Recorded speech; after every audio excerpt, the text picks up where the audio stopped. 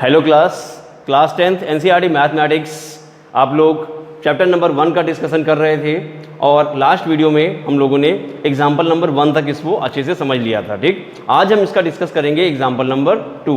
ठीक है, तो थोड़ा सा मैं आपको ध्यान दिला दूं, एग्जाम्पल नंबर 1 में हमने एक मासापा निकाला था। ठीक है, कुछ दो संख्याएं दी हुई थी, उसका हमने मासापा निकाला था। ठीक, आज हम डिस्कस करेंगे इसका एग्जाम्पल नंबर 2। ध्यान से समझिएगा, तो नोट कर लीजिए आप लोग एग्जाम्पल नंबर 2। मैं आपको एग्जाम्पल लिखवा दे रहा हूँ क्योंकि पता नहीं आप लोगों के पास अभी किताबें हैं कि नहीं है। कुछ बच्चों के पास किताबें हैं, कुछ के पास नहीं है, तो आप एग्जाम्पल इसका नोट कर लीजिए आप। ठीक, लिखना है इसमें, सिद्ध कीजिए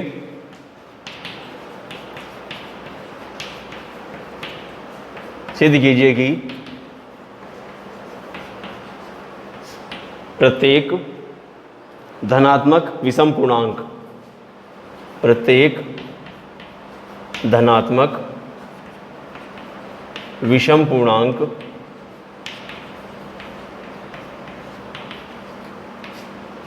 फोर क्यू प्लस 1 और 4q प्लस 1 और 4q प्लस 3,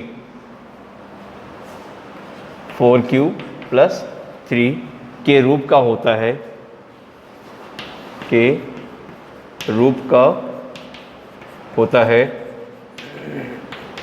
जहां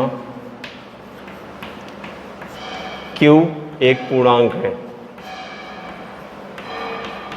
q एक पूर्णांक है। देखिए ये है आपका एग्जाम्पल नंबर 2। क्या है? सिद्ध कीजिए कि प्रत्येक धनात्मक विषम पूर्णांक, प्रत्येक धनात्मक विषम पूर्णांक 4q प्लस 1 4q प्लस 3 इन दोनों के रूप का होता है जहां q एक पूर्णांक है। q क्या चीज़ है? कोई पूर्णांक है। ठीक, पहले तो आप ये समझिए कि प्रत्येक धनात्मक विषम पूर्णांक, सभी जिसे पॉजिटिव इंटीजर्स होते हैं धनात्मक पूर्णांक, ठीक, और धनात्मक में जो विषम पूर्णांक होते हैं उनकी बात कर रहा है। ठीक है, धनात्मक में विषम पूर्णांक। ठीक है, जैसे कि 2 हो गया, 2 एक सम पूर्णांक है। ठीक, 3 क्या हो गया? विषम पूर्णांक हो गया। 4 क्या हो गया? सम पूर्णांक हो गया। ठीक, और 5 क्या हो गया? विषम पूर्णांक हो गया। तो प्रत्येक विषम पूर्णांक के बारे में बोल रहा है। ठीक है, प्रत्येक धनात्मक विषम पूर्णांक ये किसके फॉर्म में होता है? 4q प्लस 1 और 4q प्लस 3। अगर हम इन दोनों नंबर को ध्यान से देखें, 4q प्लस 1 को और 4q प्लस 3 को, तो यहीं से हमें क्वेश्चन करने का हिंट मिल जाएगा। ठीक, क्वेश्चन की शुरुआत हम यहीं से करेंगे कि यहाँ से हम देखेंगे कि इसका जैसे कोई भी नंबर होता है ए को हम b से डिवाइड करें। ठीक, तो यहाँ पे क्वोशंट आता है और ये प्रोसेस के बाद में क्या आता है? रिमाइंडर आता है। ठीक, ये हम पहले ही सीख चुके हैं, पहले ही हम इसे सीख चुके हैं यूक्लिड डिवीजन एल्गोरिथम के फॉर्म में। a बराबर बी क्यू प्लस आर ये होता है। ठीक, तो यहाँ से देखो आपको b कन्फर्म हो रहा है, b यहाँ से क्या हो रहा है? कन्फर्म हो रहा है। ठीक, तो b कितना है यहाँ पे? 4। ये सोल्यूशन आपका स्टार्ट हो गया यहाँ से, b बराबर 4 हो गया। b बराबर कितना हो गया? 4। और माना कोई धन पूर्णांक a है, माना कोई धन पूर्णांक क्या है? a है। ठीक है, और b कितना हो गया हमारा? 4 हो गया, जिसमें जिस चीज़ से हमको डिवाइड करना है। a कोई धन पूर्णांक हो गया और b कितना हो गया हमारा? इसके हिसाब से 4 हो गया। ठीक, अब ये देखो आप कि जो ये रिमाइंडर है, रिमाइंडर, ठीक है, या तो रिमाइंडर 0 हो जाएगा, या तो रिमाइंडर 0 हो गया। ठीक, या तो कितना आएगा? अगर यहाँ पे 4 है, 4, तो रिमाइंडर हमेशा 4 से कम आएगा। रिमाइंडर क्या आएगा? हमेशा 4 से कम। ठीक है, तो अगर b 4 हो गया और a कोई धन पूर्णांक हो गया तो रिमाइंडर बराबर या बड़ा हो सकता है 0 से, और हमेशा छोटा होगा किससे? 4 से। ये बात कंफर्म करिएगा आप। ठीक, ये चीज़ समझ में आ गई सभी लोगों की कि अगर हमारा 4 का भाग पूरा पूरा किसी में चला जाएगा तो रिमाइंडर 0 आ जाएगा, या तो 0 से बड़ा होगा। 0 से बड़े, 0 से बड़े कौन कौन से अंक होते हैं? 1 2 3 4 5 6, लेकिन इसने यहाँ बाउंडेड कर दिया कि r की वैल्यू 4 से कम होनी चाहिए। ठीक है, तो यहाँ पर r का मान कितना निकल आएगा? r का मान निकलेगा 0 1 2 और 3। ओके, 0 1 2 3। ठीक है, अब मान उठा के रखिए, हर एक बार वैल्यू पुट करेंगे r बराबर 0 रखने पर। ठीक है, अब चूंकि a बराबर कितना होता है? बी क्यू प्लस आर होता है ना, a बराबर बी क्यू प्लस आर। ठीक, तो r बराबर 0 रखने पर आर बराबर 0 रखने पर, यहाँ पे 0 रखेंगे आप आर की वैल्यू, तो ए बराबर कितना आ जाएगा, बी की वैल्यू थी आपकी 4, तो हो जाएगा 4q प्लस 0, तो ए बराबर हो गया आपका 4q। ठीक है, अब आप ये देखिए 4q, q अगर कोई भी पूर्णांक है, q अगर कोई भी पूर्णांक है तो 4q क्या होगा, एक सम संख्या होगी कि विषम संख्या होगी? 4q जाहिर सी बात है एक सम संख्या होगी, क्योंकि 4 का मल्टीप्लाई किसी भी नंबर में करेंगे तो आपको एक सम संख्या प्राप्त होगी। ठीक है, भले ही वो 0 ही क्यों ना हो, q अगर 0 ही क्यों ना हो तब भी आपको 4 का 0 से मल्टीप्लाई करेंगे 0 मिलेगा। 0 क्या चीज़ है, एक सम संख्या है, 0 क्या है, एक सम संख्या। ठीक, तो 4q क्या मिलेगा आपको, एक सम संख्या मिल जाएगा। ठीक है, इसी टाइप से इसमें a बराबर बी क्यू प्लस आर में r बराबर 1 रखने पर, बारी बारी से रखेंगे, 1 रखेंगे तो a बराबर कितना हो जाएगा, 4q प्लस 1। ठीक है, a बराबर कितना आ जाएगा, 4q प्लस 1। ठीक, अब देखिए 4q अगर एक सम संख्या थी, ध्यान समझिएगा, 4q जब सम संख्या थी तो 4q प्लस 1 क्या हो जाएगा, विषम हो जाएगा। 4q प्लस 1 क्या होगा, विषम हो जाएगा। तो ये हो गया आपका एक यहाँ पर विषम अंक।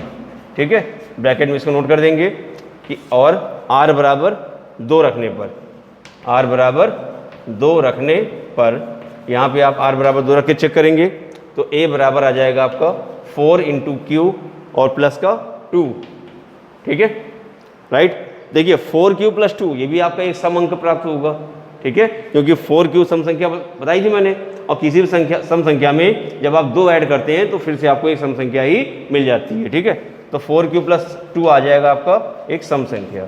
ठीक, इसी टाइप से r बराबर कितना, 3 रखेंगे, r बराबर 3 रखने पर, ठीक, यहाँ पे रखेंगे r बराबर 3 तो a बराबर हो जाएगा आपका 4q प्लस 3। अब 4q सम संख्या थी, 4q में जब आप 3 ऐड करेंगे तो आपको एक क्या मिलेगी, विषम संख्या। ठीक है, विषम संख्या मिल जाएगी। ठीक, तो अब ये देखिए आप कि प्रत्येक धनात्मक विषम पूर्णांक, ठीक है, विषम पूर्णांक देखो इसमें कौन कौन से थे, यहाँ पे हमने 0 रखा था, क्या रखा था, 0। ठीक, यहाँ पे हमने क्या रखा था, 1, तो एक नंबर ये हो गया आपका इक्वेशन नंबर फर्स्ट। ठीक, 1 रखने पर तो ये विषम निकला आपका। ठीक, तो विषम क्या निकला, 4q प्लस 1 के फॉर्म में है। ठीक है, ये 2 रखा था, सम अंक निकला, सम से कोई मतलब नहीं है। ठीक, जब हमने r बराबर 3 रखा तो फिर ये आपका 4q प्लस 3 निकला, विषम संख्या निकली, इसको मान लेंगे इक्वेशन नंबर 2। ठीक है, इक्वेशन नंबर 1 और इक्वेशन नंबर 2। ठीक, तो समीकरण 1 और 2 से हम क्या कह सकते हैं, समीकरण 1 और 2 के हम ये कह सकते हैं, हम ये सिद्ध कर सकते हैं कि प्रत्येक धनात्मक विषम पूर्णांक या तो 4q प्लस 1 के फॉर्म में होता है और या तो 4q प्लस 3 के फॉर्म में होता है। ठीक है, बात समझ में आ गई, नोट कर लीजिए इसको, लास्ट में और लिख देंगे, अतः समीकरण 1 व समीकरण 2 से हम कह सकते हैं,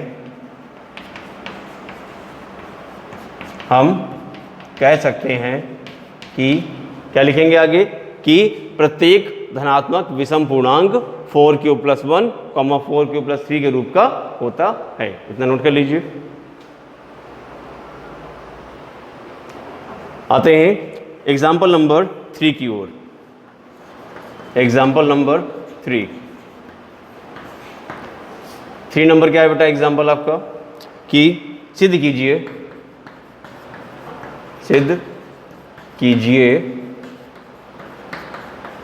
कि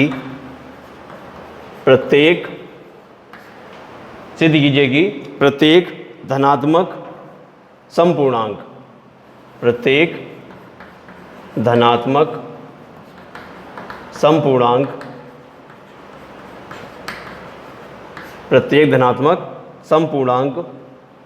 2q के रूप का तथा प्रत्येक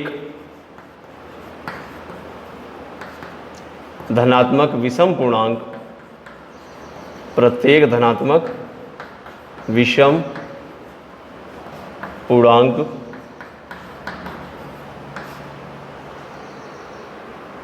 2q प्लस 1 के रूप का होता है, 2q प्लस 1 के रूप का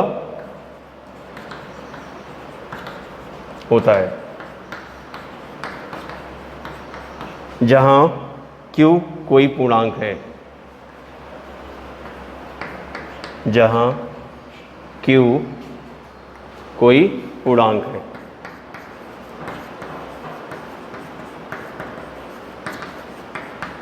देखिए क्वेश्चन से हमने एक चीज़ सीखी कि प्रत्येक धनात्मक समपूर्णांक, प्रत्येक धनात्मक समपूर्णांक किस फॉर्म में होता है, वो 2q के फॉर्म में होता है, ठीक है। और प्रत्येक धनात्मक विषम पूर्णांक किस फॉर्म में होता है, 2q प्लस 1 के फॉर्म में होता है, ठीक है। तो यहाँ से हमको b की वैल्यू फाइंड हो गई, ध्यान से देखिए b की वैल्यू यहाँ पर हमें फाइंड हो गई, ठीक है। तो b की वैल्यू कितनी मिल गई हमको, 2, ठीक है। तो लिखेंगे सोल्यूशन में, माना a कोई पूर्णांक है, माना a कोई पूर्णांक है जिसमें हमको भाग करना है, ठीक है। माना a कोई पूर्णांक है तथा b बराबर हो गया हमारा 2, ठीक है। अगर b बराबर 2 हो गया तो रिमाइंडर या तो 0 होना चाहिए या 0 से बड़ा होना चाहिए, ठीक, और रिमाइंडर जो है 2 से छोटा होना चाहिए, ठीक है। रिमाइंडर कितना होना चाहिए, 2 से छोटा होना चाहिए, ठीक। यूक्लिड विभाजन प्रमेयिका का हम लोगों ने प्रयोग कर दिया, एल्गोरिथम का प्रयोग किया है, ठीक। तो यहाँ पर r की वैल्यू कितनी निकल आएगी, 0 होगा या 1 होगा, बस, ठीक है, 0 होगा या 1 होगा, ठीक। अब चूंकि a बराबर क्या होता है, bq प्लस r, a बराबर bq प्लस r ये होता है। तो a बराबर b की वैल्यू कितनी है हमारे पास, 2q हो जाएगा, प्लस r की वैल्यू कितनी पुट कर रहे हैं, 0, ठीक है। r की वैल्यू यहाँ पे लिख दीजिए कि r बराबर 0 रखने पर, पहले लिखेंगे, शो जरूर करेंगे कि कितनी वैल्यू पुट कर रहे हैं। तो r बराबर 0 रखने पर, r बराबर 0 रखने पर a बराबर कितना हो जाएगा आपका, 2 इंटू क्यू प्लस का 0, ठीक। तो a बराबर किस फॉर्म में आ जाएगा बेटा, 2q के फॉर्म में आ जाएगा, ठीक। a किस फॉर्म में आ जाएगा, 2q। देखो पहला प्रूव हो गया कि समपूर्णांक 2q के रूप का होता है। अब इसके बाद हम पुट करेंगे यहाँ पर r की वैल्यू 1, तो a बराबर bq प्लस r में,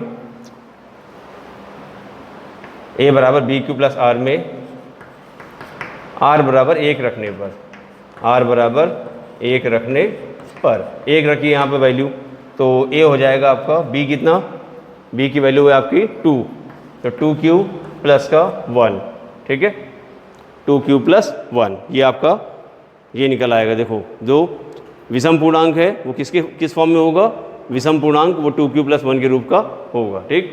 तो यहाँ पर 2q क्या है, एक सम संख्या है, 2q में 1 ऐड कर लेंगे तो ये आपका विषम निकल आएगा, विषम संख्या ही निकल के आएगा यहाँ पर, ठीक है। और ये 2q हमेशा आपकी सम संख्या होगी, तो सम पूर्णांक हमेशा 2q के रूप में होगा और विषम पूर्णांक हमेशा आपका 2q प्लस 1 के रूप का होगा, ठीक। नोट कर लीजिए क्वेश्चन फटाफट।